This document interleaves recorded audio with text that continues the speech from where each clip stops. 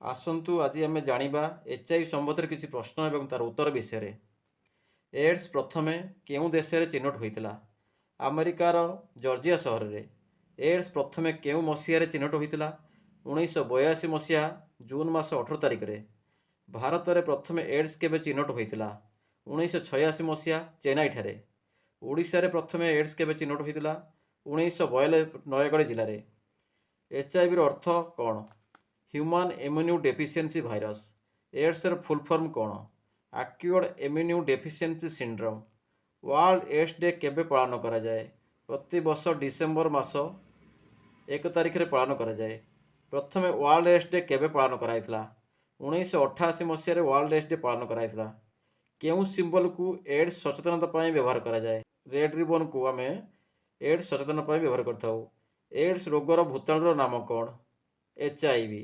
ଓଡ଼ିଶାରେ କେଉଁ ଜିଲ୍ଲାରେ ଏଡ୍ସ ରୋଗ ଅଧିକ ଦେଖାଯାଏ? ଗଞ୍ଜାମ ଜିଲ୍ଲା। କେଉଁ ଦେଶରେ ଏଡ୍ସ ରୋଗୀଙ୍କ ସଂଖ୍ୟା ଅଧିକ? ଦକ୍ଷିଣ ଆଫ୍ରିକା। ଭାରତର କେଉଁ ସହରକୁ ଏଡ୍ସ ରୋଗର ରାଜଧାନୀ ବୋଲି କୁହାଯାଏ? ମୁମ୍ବାଇ। କିଏ ଏଡ୍ସ ଭାଇରସ୍ ଚିହ୍ନଟ କରିଥିଲେ? ଲକ୍ ମଣ୍ଟିଗ୍ନର।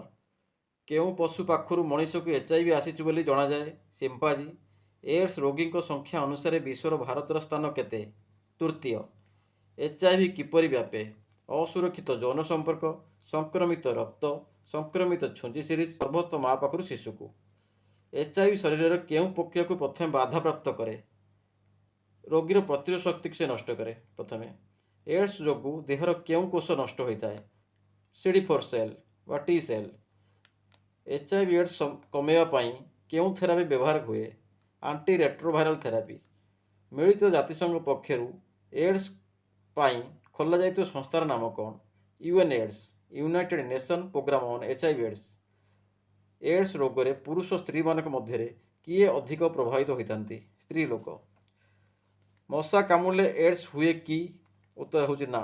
ଏଡ୍ସ ରୋଗୀର ପାଟିର ଲାଳ ଦେହର ଝାଳରେ HIV ବ୍ୟାପେ କି? ନା। କେଉଁ ମାଧ୍ୟମରେ HIV ସଂକ୍ରମିତ ଅଧିକ ହେଉଅଛି? ଅସୁରକ୍ଷିତ ଯୌନ ସମ୍ପର୍କ ମାଧ୍ୟମରେ। ଏଡ୍ସ ରୋଗର ଟୀକା ବାହାରିବା କଷ୍ଟକର କ'ଣ ପାଇଁ? ଭୂତାଣୁର ଦ୍ରୁତ ପରିବର୍ତ୍ତନ ବା ରାପିଡ୍ ମ୍ୟୁଟେସନ୍ ପାଇଁ HIVର ଟୀକା ବାହାରିବ ନାହିଁ। HIV ଟେଷ୍ଟ କେଉଁଠି କରାଯାଏ? ICTC ଇଣ୍ଟିଗ୍ରେଟେଡ୍ କାଉନସେଲିଂ ଏବଂ ଟେଷ୍ଟିଂ ସେଣ୍ଟର। ଦେବଗଡ଼ ଜିଲ୍ଲାରେ କେତୋଟି ICTC ଅଛି? 2ଟି। କେଉଁମାନଙ୍କ ଦ୍ୱାରା HIV ଅଧିକ ମାତ୍ରାରେ ବ୍ୟାପେ? Female sex worker, male having sex with male, IDU injecting drug user, truck driver, migrant people. HIV AIDS ବିଷୟରେ ଅଧିକ ଜାଣିବା ପାଇଁ ଟୋଲ୍ ଫ୍ରି ନମ୍ବର କେତେ? 1097। ଓସାକ୍ସ କ'ଣ? Odisha state AIDS control society. NACO କ'ଣ? National AIDS control organisation. PPTCT କ'ଣ? Prevention of parent to child transmission. EMTCT କ'ଣ? Elimination of mother to child transmission. କେଉଁମାନଙ୍କର HIV ଟେଷ୍ଟ 100% କରିବା ଆବଶ୍ୟକ ଅଛି? ଗର୍ଭବତୀ ମହିଳା, TB patient, hepatitis B, hepatitis C, VDRL positive ଲୋକମାନଙ୍କର HIV ଟେଷ୍ଟ 100% କରିବା ଆବଶ୍ୟକ ଅଛି। HIV ସଂକ୍ରମିତ ମା ଠାରୁ ଶିଶୁ ଜନ୍ମ ହେଲା ପରେ ଶିଶୁକୁ କ'ଣ ଦିଆଯାଏ? ନାଭିରାପିନ୍ ସିରପ୍, ଜୁଡୋବୁଦିନ୍ ସିରପ୍। ଶିଶୁ ପାଖରେ HIV ଅଛି କି ନାହିଁ ଆମେ କେବେ ନିଶ୍ଚିତ ହୋଇପାରିବା? 18 ମାସର ପରୀକ୍ଷା ମାଧ୍ୟମରେ ଆମେ HIV ଅଛି ନାହିଁ ଜାଣିପାରିବା। ART କେତେ ଦିନ ପର୍ଯ୍ୟନ୍ତ ଖାଇବାକୁ ପଡ଼େ? ART ସବୁଦିନ ପାଇଁ ଖାଇବାକୁ ପଡ଼େ। ABC ମେଥଡ଼ କ'ଣ?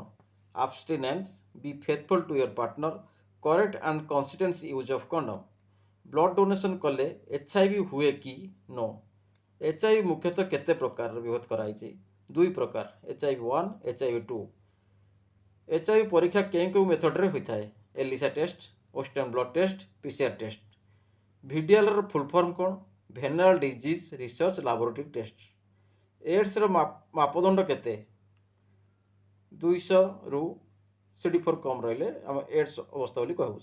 ARTର ବିଭିନ୍ନ ଡ୍ରଗ୍ସର ନାମ କ'ଣ? ଜୁଡୋବୁଡିନ୍, ନାଭିରାପିନ୍, ଲାମିବୁଡିନ୍, ଟିନୋଫୋଭିର୍, ଷ୍ଟାବୁଡିନ୍। ସଂକ୍ରମିତ HIV ମାଙ୍କଠାରୁ ଜନ୍ମିତ ଶିଶୁକୁ ନାଭିରାପିନ୍ 2 mg/kg କେତେ ସମୟ ଭିତରେ ଦିଆଯାଇପାରିବ? 72 ଘଣ୍ଟା ଭିତରେ ଦିଆଯାଇପାରିବ। ନିଡଲ୍ ଷ୍ଟିକ୍ ଇଞ୍ଜୁରି ପାଇଁ ଫାଷ୍ଟ ଏଡ୍ କ'ଣ ହୋଇଥାଏ? ପ୍ରଥମେ କ୍ଷତ ସ୍ଥାନକୁ ପାଣି ଓ ସାବୁନ ମାଧ୍ୟମରେ ସଫା କରିବା। PEP କ'ଣ? Post exposure prophylaxis. କେଉଁ ସମୟକୁ ବା ପିରିୟଡ଼କୁ HIV ପଜିଟିଭ୍ ରୋଗୀର ଅଧିକ ରିସ୍କ ପିରିୟଡ଼ ବୋଲି କୁହାଯାଏ, ୱିଣ୍ଡୋ ପିରିୟଡ଼। ନାକ କେବେ ପ୍ରତିଷ୍ଠା କରାଯାଇଥିଲା? 1992 ମସିହାରେ। ଧନ୍ୟବାଦ।